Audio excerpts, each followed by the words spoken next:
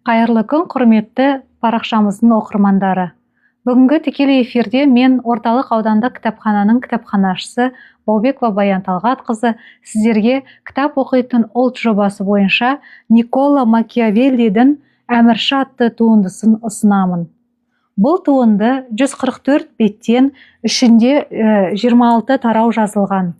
Никколо Макиавеллидің ең танымал еңбегі осы Әмірші трактаты. Бұл еңбек 1515 жылы Лоренцо Медичиді Италия қалаларын біріктіруге үндеу үшін жазылған. Шығармада сол дәуірдегі Италиядағы принципиалитеттер мен қала мемлекеттер әміршілері мен Рим папаларының өмірінен көптеген дерек келтіріледі.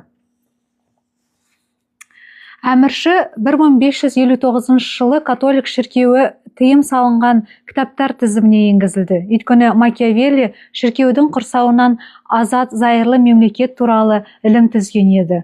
Ол билік пен мемлекетті нығайту жолында зорлық-зомбылық, алдау мен сатқындық сияқты кез келген әрекет орынды деп санайды. Макиавелли бұл трактатында мемлекетті басқару ғана емес, билеушіге қажетті қасиеттер, оның кеңесшілерімен және қоғаммен байланысы, сондай-ақ қолбасшылық пен басқа елдерді жаулап алу тактикаларын ұсынды. Макиавелли 1469 жылы 3 мамырда дүниеге келген.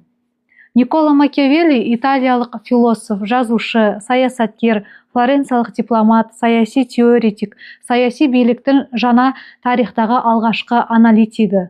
Қайта өрлеу дәуірінің аса көрнекті италиялық ойшылы, саясаттанушы, тарихшы және дипломат.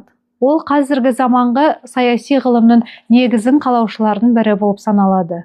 Никколо Макиавелли билікті қалай бар, солай зерттеген ойшыл. Ол идеалды емес, нақты саясатты жазған. Сондықтан оның еңбектері даулы болса да бүгінгі күнге дейін өзекті. Макиавелли ауқатты, бірақ ақсүйек емес отбасында дүниеге келген. Жақсы білім алып, латын тілін, антикалық философияны және тарихты меңгерген. 1498 жылы Флоренция республикасында мемлекеттік қызметке кіріп, дипломатиялық миссиялармен Франция, Германия, Рим папасының сарайларына барған. Осы сапарлар кезінде ол билік, мемлекет және адам табиғаты туралы тәжірибе жинақтаған. 1512 жылы Флоренцияда Медичилер әулеті билікке қайта келгеннен кейін Макиавелли қызметінен қуылып, түрмеге жабылып, азаптауға ұшырайды. Кейін босатылып, саясаттан шеттетілген. Осы кезеңде ол өзінің ең атақты еңбектерін жазған. Никколо Макиавеллидің ең әйгілі, ең даулы еңбегі осы Әмірші. Бұл кітап 1513 жылы жазылып, 1532 жылы автор қайтыс болғаннан кейін жарық көрген екен.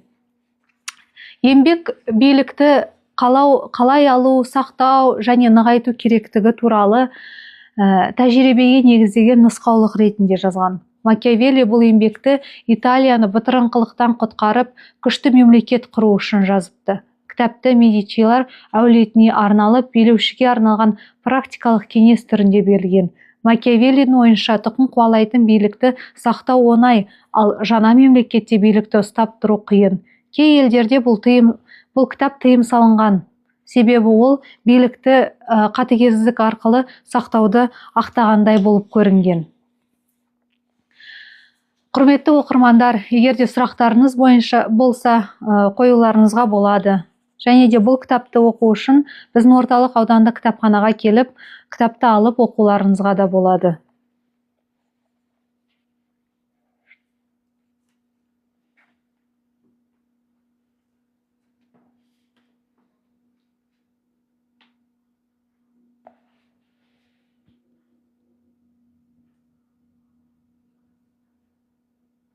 Сұрақтарыңыз болмаса, келесі кездескенше сау болыңыздар.